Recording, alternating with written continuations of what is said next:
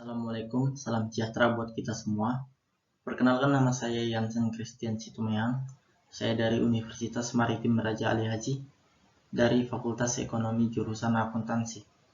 Di sini saya akan mempresentasikan mengenai pembahasan sosial budaya maritim untuk menyelesaikan tugas mata kuliah saya dari pengantar ilmu dan teknologi kemaritiman.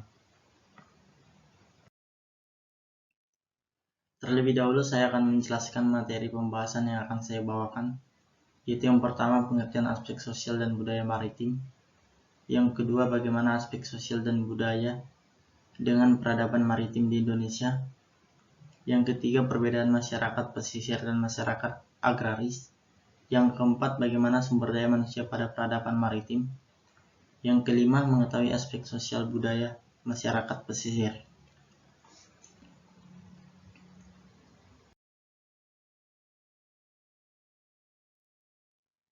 Untuk materi pertama, yaitu pengertian aspek sosial dan budaya maritim.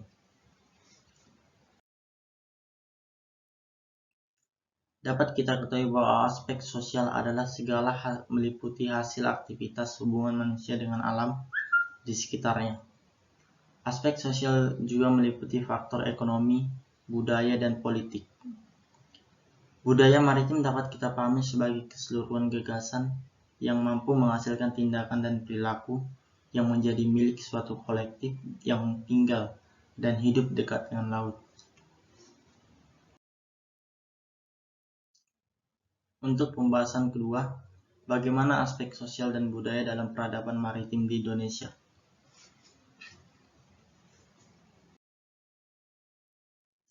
Untuk peradaban maritim di Indonesia, dapat kita ketahui bahwa sejarah mencatat bahwa bangsa Indonesia telah berlayar jauh dengan kapal bercadik dengan alat navigasi seadanya. Mereka mampu berlayar ke utara, lalu ke barat, memotong lautan Hindia, Madagaskar, dan berlanjut ke timur hingga Pulau Paskah. Dengan kian ramainya arus pengangkutan komoditas perdagangan melalui laut mendorong munculnya kerajaan-kerajaan di Nusantara yang bercorak maritim. Kilasan sejarah itu tentunya memberikan gambaran betapa kerajaan-kerajaan di Nusantara dulu mampu menyatukan wilayah Nusantara dan disegani bangsa lain. Paradigma masyarakat yang mampu menciptakan visi maritim sebagai utama dari kemajuan budaya, ekonomi, politik, serta sosial. Sejarah kekuatan maritim di tanah air sudah ada sejak zaman dahulu, dan sentralnya berada di wilayah pesisir dan laut. Oleh karena itu, dengan adanya pelabuhan Syah Bandar, dapat dikatakan bahwa karakter maritim bangsa Indonesia sudah kuat sejak dahulu sebelum kebudayaan Eropa.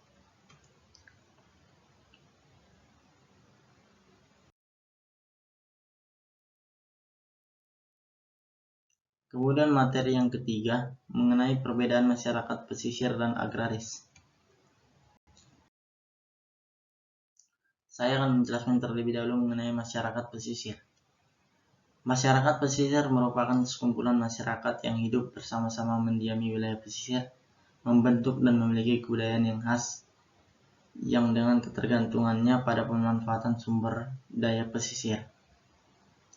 Yang secara teoritis dapat kita ketahui bahwa masyarakat pesisir merupakan masyarakat yang tinggal dan melakukan aktivitas sosial ekonomi yang terkait dengan sumber daya pesisir dan lautan.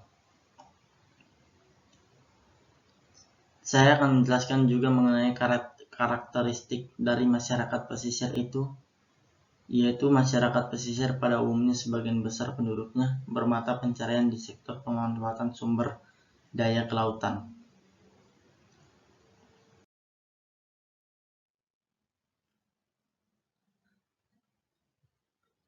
Kemudian saya akan menjelaskan perbedaan mengenai masyarakat agraris. Masyarakat agraris adalah masyarakat yang menggantungkan hidupnya secara ekonomi dan pemenuhan kebutuhannya pada bidang pertanian. Masyarakat agraris juga memiliki ciri-ciri seperti yang pertama, memiliki ikatan kekeluargaan yang erat. Kemudian yang kedua, budaya gotong royongnya.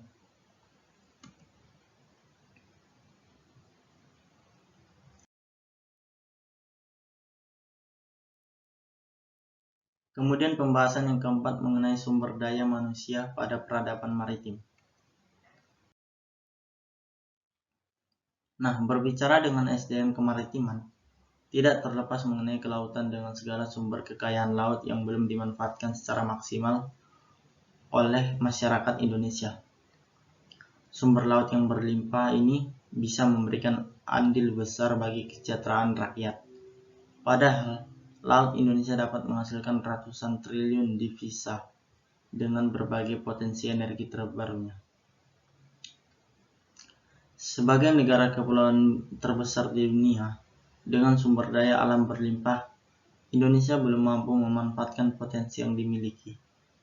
Kondisi ini terjadi karena rendahnya kualitas sumber daya manusia di bidang maritim. Rendahnya SDM bangsa ini terjadi karena fokus pembangunan pemerintah masih berkiblat pada sektor darat atau agraris. Melihat besarnya potensi laut Nusantara, Indonesia mestinya mempunyai infrastruktur maritim yang kuat, seperti pelabuhan yang lengkap dan modern, sumber daya manusia di bidang maritim yang berkualitas, serta kapal berkelas. Mulai untuk jasa pengangkutan manusia, barang, migas, kapal penangkap ikan, sampai dengan armada TNI Angkatan Laut. Nah, apabila hal ini dikelola dengan baik, maka potensi kelautan Indonesia diperkirakan dapat memperkuat pertumbuhan ekonomi Indonesia di bidang kemaritiman.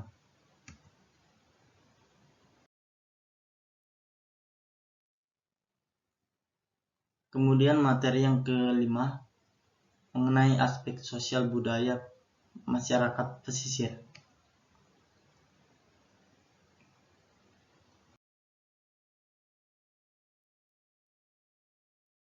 Nah, masyarakat pesisir merupakan daerah pertemuan antara darat dan laut. Ke arah darat meliputi bagian daratan, baik kering maupun terendam air yang masih dipengaruhi sifat-sifat laut seperti pasang surut, angin alut, dan perembesan air asin. Dapat kita ketahui secara teoritis, masyarakat pesisir didefinisikan sebagai masyarakat yang tinggal dan melakukan aktivitas sosial ekonomi yang terkait dengan sumber daya wilayah pesisir dan lautan. Secara sempit, masyarakat pesisir memiliki ketergantungan yang cukup tinggi dengan potensi dan kondisi sumber daya pesisir dan lautan. Secara luas, masyarakat pesisir dapat didefinisikan sebagai masyarakat yang tinggal secara spesial di wilayah pesisir, tanpa mempertimbangkan apakah mereka memiliki aktivitas sosial ekonomi yang terkait dengan potensi dan kondisi sumber daya pesisir dan lautan.